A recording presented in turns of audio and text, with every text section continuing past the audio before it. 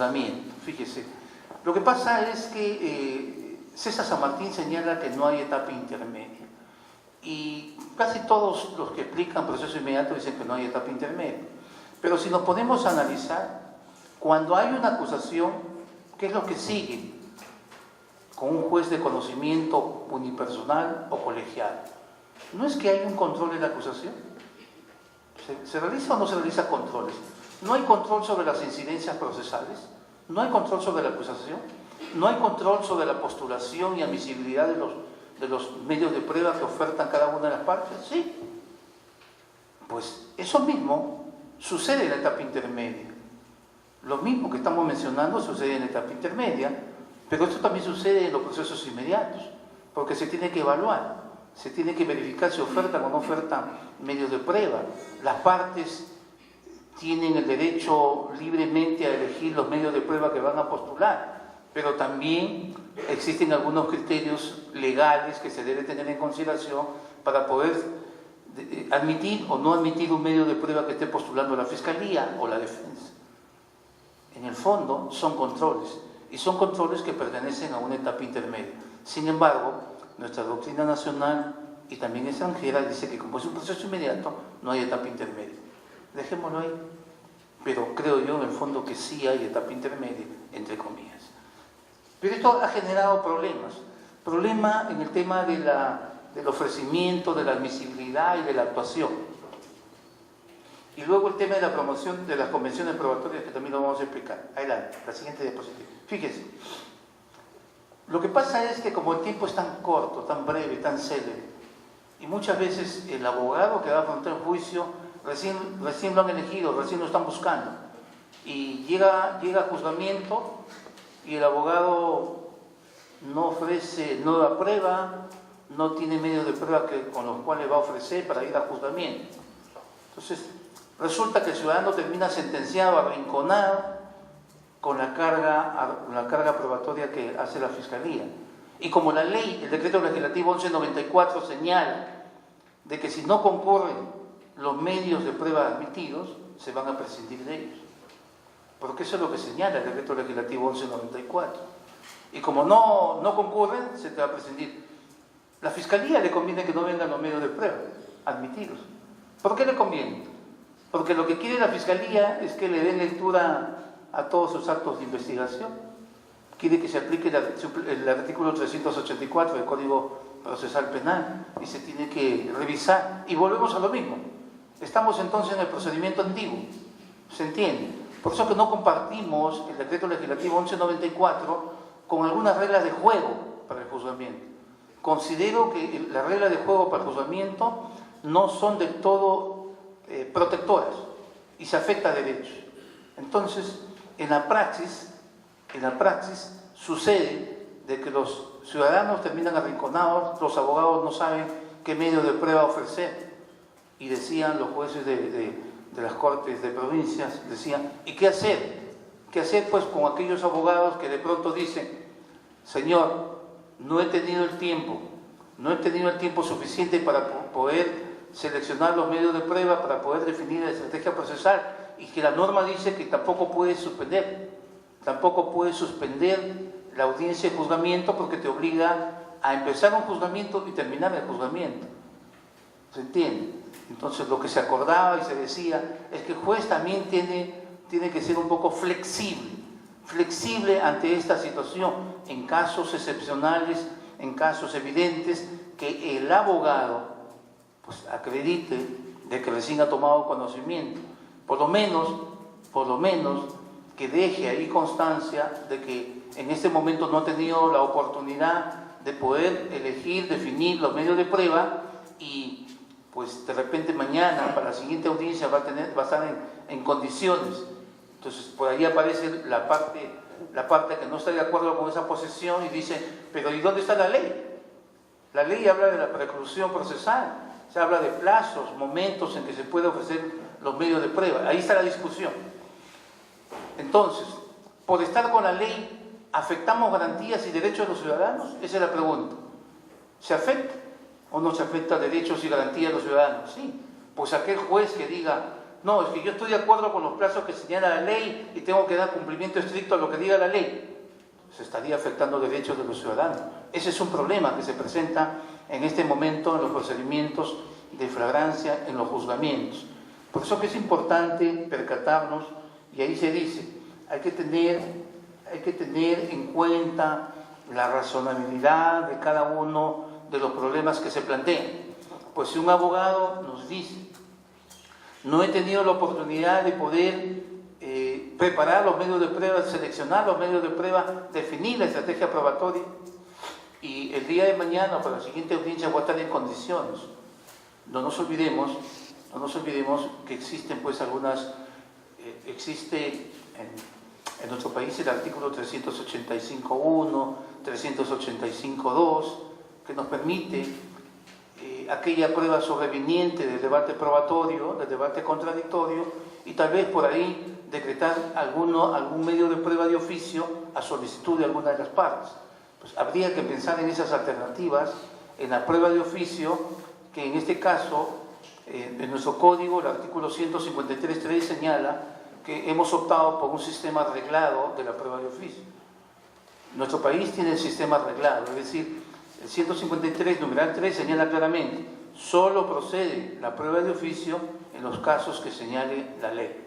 Y son 7 casos, 7 puntos, 7 reglas exactamente, donde el juez puede decretar prueba de oficio a solicitud de las partes y previo debate de ellos.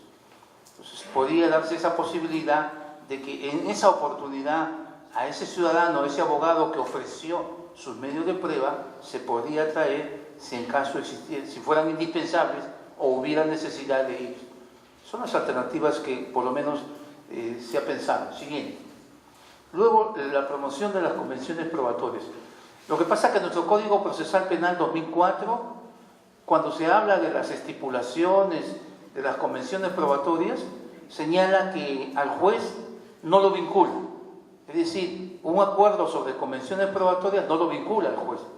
Sin embargo, el decreto legislativo 1194 sí lo vincula. Incluso le dice, juez, usted puede instar los acuerdos, las convenciones probatorias. A mi entender, es importante, es esencial de que las convenciones probatorias se acuerden en un documento. Al fiscal le conviene esto, lo que voy a decir. Es decir, todas las convenciones probatorias de las partes deben estar en un documento, como lo hace Colombia. ¿Por qué? Porque si no están en un documento, porque hay un documento, si no están en un documento, yo, juez, pues al ciudadano tengo que decirle públicamente las consecuencias, los efectos procesales del acuerdo de las convenciones probatorias. ¿Y qué pasaría si ese juzgamiento se declara nulo más adelante? Se declara nulo más adelante y ¿qué va a pasar? Nulo todo. Por lo tanto, estas convenciones, estos acuerdos también no tendrían eficacia. Pero si hay un acuerdo, podríamos hacer uso excepcionalmente del principio de conservación de la actividad probatoria. Entonces, por ahí va la línea de razonamiento para poder decir, oye, hay que buscar, el juez debe promover las convenciones para buscar que sea más eficiente la audiencia y tenga que hacerse por escrito a fin de garantizar los derechos del ciudadano, porque mañana más tarde el ciudadano podría promover una casación y decir, señor, a mí no se me dijo, como lo que sucedió acá. El primer caso acá en Lima Norte fue de un médico legista, y al médico legista, ¿qué pasó? Se acogió a la terminación anticipada, y si revisa usted el vídeo, es amigo mío juez, pero el juez no le dijo cuáles eran las consecuencias jurídicas del acuerdo. No le dijo. Revisen el vídeo. Entonces, ¿por qué? Porque no sabía cuáles eran las consecuencias. Y el acuerdo era que estaban acordando una pena privativa de mediana duración, pero no se le dijo cuáles eran las consecuencias. Si revisamos la ley, dice que el juez tiene la obligación de explicarle detalladamente cuáles van a ser los detalles del acuerdo y las consecuencias jurídicas de la pena acordada. Siguiente. El siguiente tema trata de los delitos de omisión en la asistencia familiar. Este es un gran tema. Tan simple, caso fácil, pero resulta que ha generado tantos problemas. Ha generado muchísimos problemas. Caso fácil, omisión a la asistencia familiar. El decreto legislativo 1194 tiene una de sus razones, la omisión a la asistencia familiar, la conducción de vehículos motorizados. Existían cerca de 24.000 procesos, ¿sí?, por omisión a la asistencia familiar, pero hoy día seguimos con la misma cantidad de procesos a nivel nacional. ¿Y por qué? ¿Qué cosa ha pasado? ¿Qué ha pasado? Como dice, el fiscal obligatoriamente va a incoar el proceso inmediato. Entonces el fiscal ha hecho una interpretación. Todavía voy a explicarlo, ¿ya? Voy a explicar un poquito más allá. Pero estos son los temas que vamos a tratar. El tema de notificaciones también. Pero pasemos así. Fíjese, el fiscal ha proscrito la estación de diligencias preliminares. Es decir, ya no investiga, ya no busca los elementos de convicción. ¿Y qué pasa con los casos de omisión a la asistencia familiar? Las demandas de los rebeldes, de aquellos ciudadanos rebeldes, de aquellos ciudadanos que en la avenida tienen un domicilio, tienen otro domicilio, y que se les ha notificado en el domicilio que ha fijado la alimentista, la demandante. ¿Qué cosa está haciendo la Fiscalía? Saca copias, incoa el proceso inmediato y el juez de flagrancia fundado el proceso inmediato, inmediatamente juzgamiento. Pero el señor no está vivo, el señor no está debidamente notificado. Notifican por todos lados el inicio de juzgamiento y tenemos un montón de procesos de reserva. ¿Se dan cuenta del problema que se ha creado? Se ha creado por una interpretación formal, porque se tiene que hacer una interpretación sistemática, porque en el delito de omisión a la asistencia familiar procede el principio de oportunidad. Y como procede el principio de oportunidad y como hay exigencia de identificarlo plenamente al ciudadano en su domicilio, porque vamos a iniciar potencialmente un juzgamiento, se requiere llevar a cabo las diligencias preliminares. Y ahí se oferta el principio de oportunidad. Este es el problema. Entonces se ha acordado que obligatoriamente pase por la fase de diligencia preliminar y los jueces devuelvan a la Fiscalía para que lleve adelante la fase de diligencia preliminar y pueda invocar o pueda ofertarse el principio de oportunidad. Dentro del tema del principio de oportunidad nace otro problema. Para el principio de oportunidad, ¿cuánto es el plazo para que puedan cancelar las pensiones devengadas? Según el artículo 2, según la directiva de la Fiscalía, 9 meses, ¿cierto? Muy bien, pues ese es el plazo que pueden usar para poder cancelar a nivel de Fiscalía. Pero ¿qué pasaría si ya estamos intraproceso? ¿Qué pasaría si ya el fiscal agotó las diligencias preliminares, incoa el proceso inmediato y hoy día estamos en el control de la flagrancia y el hombre dice, señor, acá quiero cancelar, pero solamente tengo ahorita 2.000 soles y los 5.000 restantes quiero que me dé un plazo? Pregunta, ¿y cuál es el plazo? La ley ha fijado un plazo. ¿Qué hace el juez en ese momento? ¿Qué se ha acordado? La solución es al toque. Si debes pensiones devengadas 5.000 soles, las cancelas para que inmediatamente proceda un mecanismo, en este caso el principio de oportunidad, intraproceso. Para que proceda intraproceso. Ese es el plazo. Porque no podía ser 9 meses. Porque ya pasó diligencias preliminares, ya le dio la posibilidad de 9 meses, no cumplió y viene al momento cuando ya ve la cosa seria y quiere cancelar. Entonces se ha acordado que tiene que ser en una sola armada, en el ipso facto, cancelar todo. Eso no lo dice la ley, eso ya lo dice a partir de la razonabilidad y de la experiencia y la práctica procesal que se va generando en todos los distritos judiciales que vienen trabajando este tema. La cancelación dice siguiente. El tema de las notificaciones. En el tema de las notificaciones sabemos que nuestro Poder Judicial es ineficaz. Hay que reconocerlo, se ha cambiado de diversas maneras. Todavía algunos colegas siguen buscando notificadores para poner fechas diferentes, para poner etcétera de razones, no notificar apropiadamente y algunos corruptos por ahí que se prestan a la situación y se prestan al juego. Esa es la realidad de nuestro sistema de notificaciones y como tal entonces aparece que esto es negativo.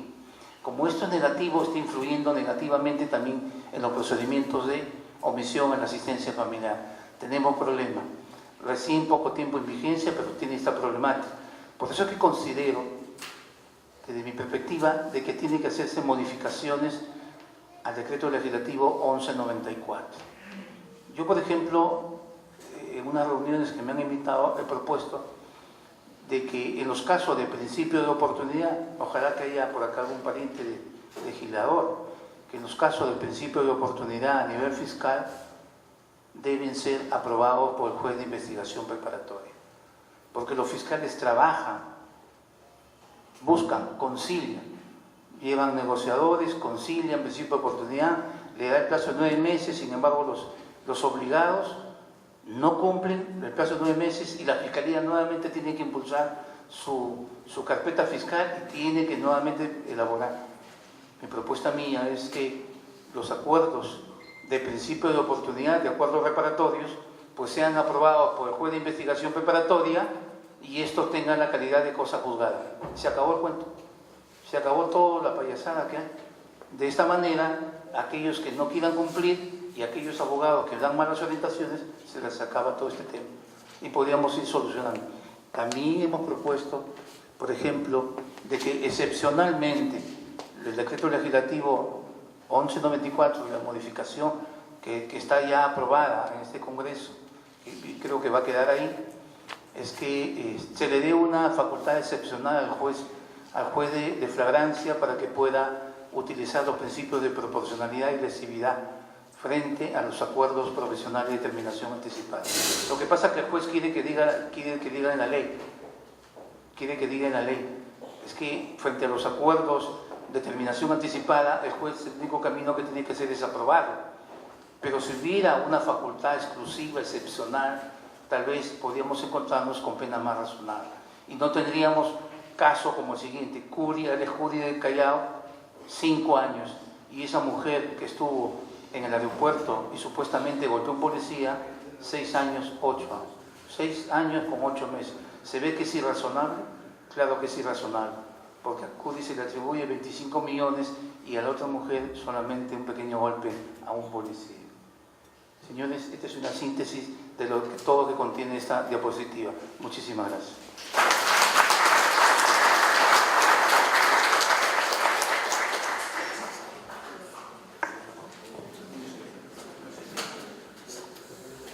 Sí, damos la bienvenida al presidente de la Comisión de Capacitación de Magistrados, doctor Julio Valladolid Zeta. A continuación pasamos a las preguntas. Si hubiera alguna pregunta, levanta la mano, por favor.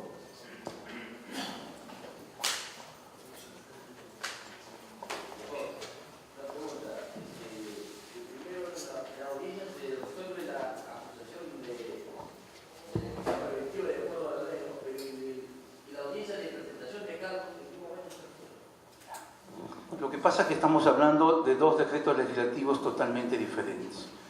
Una cosa es el decreto legislativo 1194 y otra cosa es el decreto legislativo 1206. La exposición de hoy día es el decreto legislativo 1194, los problemas que se presentan respecto al procedimiento el proceso inmediato. Sin embargo, le voy a contestar por respeto. El decreto legislativo 1206, que es exclusivamente para Lima, para todas las cortes de Lima y Callao, ha modificado el procedimiento del Código de Procedimientos Penales de 1940.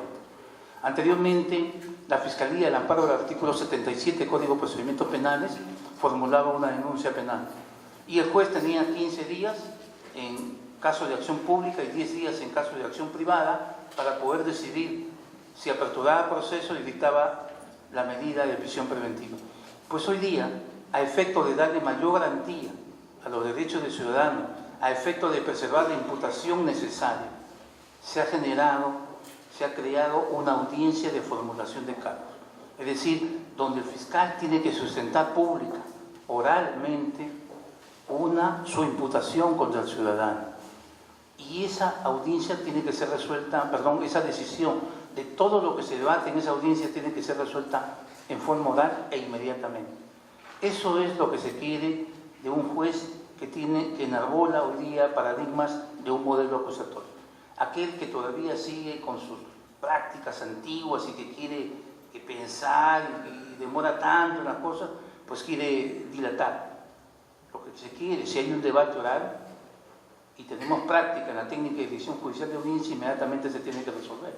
Pues lo que busca la audiencia de formulación de cargos es que el enunciado de la presentación de cargos sea claro, preciso, coherente, lógico, consistente, y que se diga a manera de proposiciones fácticas, a manera de afirmaciones fácticas iniciales, se diga cuál es el cargo y cómo es que voy a aprobar. Eso es lo que busca. Se ha dado un avance, se ha copiado el modelo colombiano, el modelo chileno. Pero esto, señor, es para Lima y para Callao. En el Código Procesal Penal no hay una audiencia en estricto de formulación de imputación. No hay una audiencia. Pero como esto está dando buenos resultados, yo creo que más adelante se va a incorporar en el Código Procesal Penal 2004 una audiencia de formulación de imputación. Existe la audiencia de formulación de imputación excepcionalmente cuando se cuestione la imputación necesaria. El Acuerdo Plenario 4/2010 y el Acuerdo Plenario 2/2012 deslizan esa posibilidad de hacerlo con vigencia del Código Procesal Penal 2004 cuando se cuestione la imputación necesaria. Por eso creo yo que más adelante, en Lima, cuando ya esté vigente el Código Procesal Penal 2004, se va a trabajar bastante en la audiencia de formulación de imputación, que es buena para la litigación.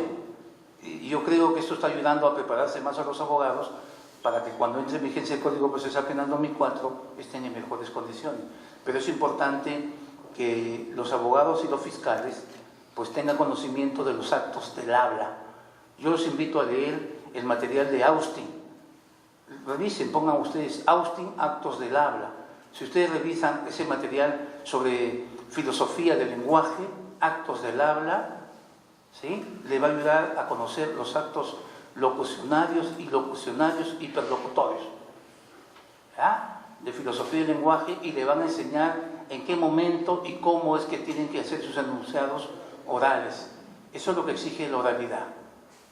O también puede leer el libro usted de Michele Tarrufo. Hay un libro, La Prueba, 2 puntos, artículos, conferencias, impreso por la Editorial Metropolitana de Chile.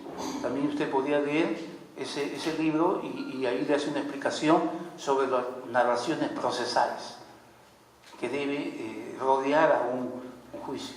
¿Ya? Gracias. Sí, un toquecito. Acá, ahorita Fabián, sí. Quería preguntarle, en el caso de una detención preliminar, ¿podría implicar formalizar viendo proceso inmediato? A ver, en primer lugar, la detención preliminar judicial es una medida cautelar extraproceso. En primer lugar, extraproceso, no hay proceso. El artículo 200, 201, 202 señala los presupuestos. Y esa resolución es inaudita partes. Es inaudita partes, no se convoca audiencia, salvo que el propio juez, en forma excepcional, lo dice el 202, en forma excepcional, se percate que hay necesidad que se debata públicamente y no tenga apariencia de verdad la pretensión de la Fiscalía. En ese caso va a convocar excepcionalmente a una audiencia cuando se tratare de una detención judicial preliminar. Mire. Pero las detenciones judiciales preliminares son medidas extra proceso, medidas cautelares. Y en este caso, si es una detención judicial preliminar, no procedería la incoación del proceso inmediato, porque la incoación del proceso inmediato nace nace para efectos del artículo 446, y el 446 tiene que ver con flagrancia en sus modalidades que hemos explicado, la convención sincera comprobada y los elementos de comisión acumulada, que no ha sido mi tema a tratar hoy día. Yo lo dije cuando empecé hoy día, yo no voy a hablar de lo que dice el decreto legislativo 1194, yo he venido a hablar de los problemas que se presentan en la praxis judicial, pero yo le digo que no procedería. Fabián, ahorita. Señor, en su exposición usted ha manifestado respecto cuando se hace la error de calificación de los hechos. Ya estoy, señor, en la audiencia de declarancia. Y como hay cuestionamiento de la defensa, el fiscal dice que es robo grabado y la defensa dice que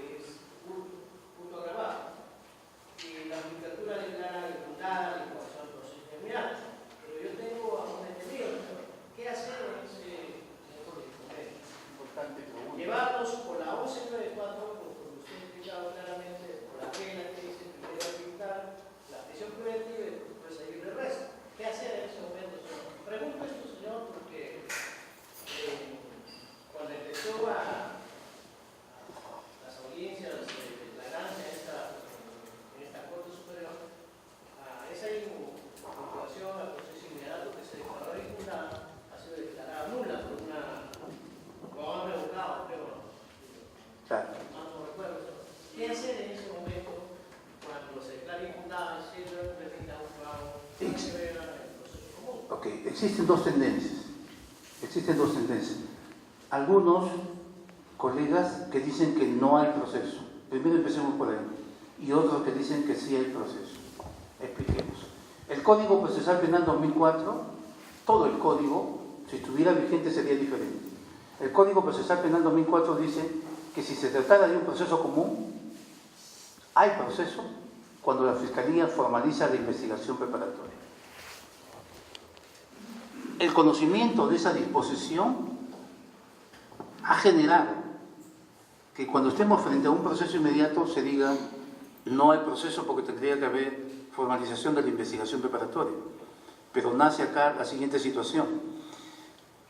Frente a una denuncia, frente a un informe policial, ¿qué hace la Fiscalía? Una de sus opciones es decidir si formaliza o no formaliza investigación preparatoria. Y para formalizar investigación preparatoria, ¿qué hace la Fiscalía? La Fiscalía tiene que evaluar su caso, tiene que definir una estrategia y tiene que definir cuál va a ser la opción más ventajosa para ellos. La opción de ellos es formalizar investigación preparatoria en un caso de proceso común. Cuando tenemos un caso de flagrancia, la Fiscalía tiene la opción tercera, que es mandar a hacer investigaciones por un plazo de 30 días en busca de los elementos de convicción evidentes, de los elementos de convicción acumulados. Esa es su opción. A pesar de que la ley dice el fiscal obligatoriamente tiene que incoar el proceso inmediato. Y la otra opción es que cuando se trate de flagrancia lo incoa directamente.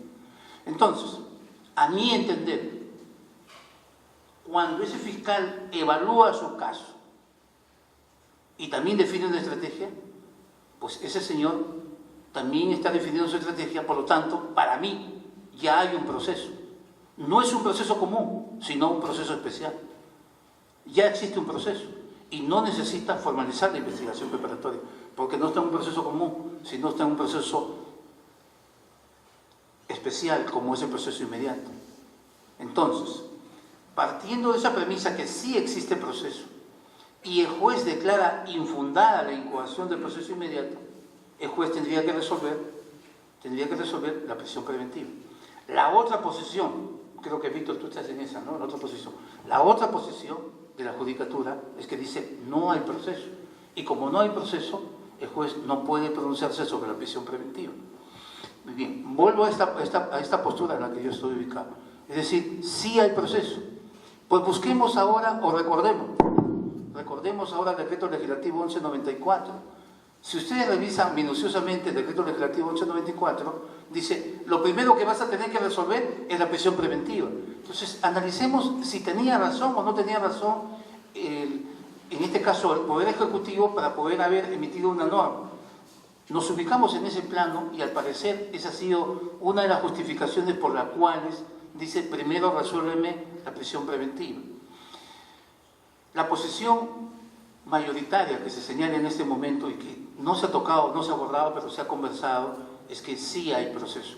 Sin embargo, respetamos la posición de los colegas en que dicen no hay proceso. No estamos de acuerdo con algunos colegas que han hecho en la audiencia, y esto es grave, que el fiscal formalice en ese momento. Eso es gravísimo. En ese momento ha dicho usted, entonces si usted quiere que yo me pronuncie sobre prisión preventiva, formalíceme la investigación preparatoria, formalíceme la investigación en este momento. Para mí es grave eso, porque eso no dice la regla, no dice ni la experiencia, dice el sentido común no da para ello, porque en todo caso, si considera que no hay proceso, pues que declare infundado. Inmediatamente ponga en conocimiento al fiscal para que el fiscal formalice la investigación preparatoria y pida la prisión preventiva. Pero de eso no ha tratado el decreto legislativo 1194. El decreto legislativo 1194 no ha nacido para entorpecer, no ha nacido para entorpecer o dejar impune a los casos penales. El decreto legislativo, debido a su procedimiento célere, dado la flagrancia, pues tiene que resolver la prisión preventiva. Mi posición es que tiene que resolver la prisión preventiva, equiparando